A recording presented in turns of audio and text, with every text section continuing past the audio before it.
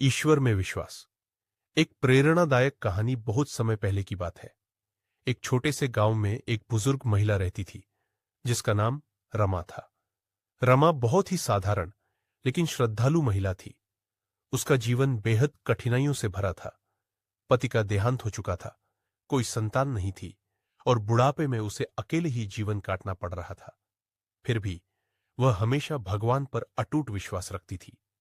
रमा रोज सुबह उठकर मंदिर जाती, भगवान की पूजा करती और कहती, हे प्रभु, आपने मुझे जो दिया है मैं उसी में संतुष्ट हूं, बस आपका साथ बना रहे। गांव में बहुत से लोग उसे देखकर कहते, रमा दीदी, इतने दुखों में भी आप कैसे इतना विश्वास रखती हैं भगवान में? क्या कभी उन्होंने आपकी मदद की है? रमा मुस्कुराकर कहती, भगवान की मदद हमेशा दिखती नहीं, पर होती जरूर है। हमें सिर्फ विश्वास रखना चाहिए। एक बार गांव में भीषण सूखा पड़ा। न खेतों में फसल हुई, न कुओं में पानी बचा। गांव के लोग परेशान हो गए। कई लोग गांव छोड़कर शहर जाने लगे। रमा ने भी खाने का सामान खत्म होते देखा, पर उसने हिम्मत नहीं हारी।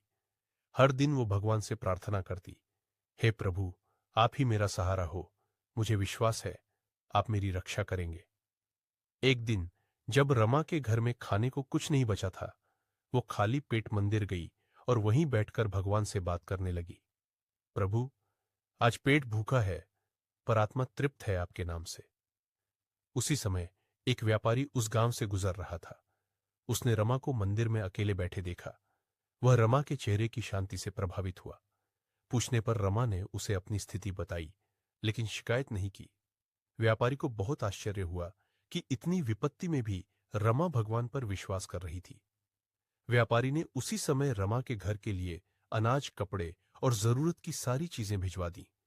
वह हर महीने गांव के किसी विश्वसनीय व्यक्ति के माध्यम से रमा की सहायता करता रहा। रमा को कभी उस व्यापारी का नाम नहीं पता चला, लेकिन वह हर बार कहती, देखा प्रभु, आपने फिर मेरी सुन ली।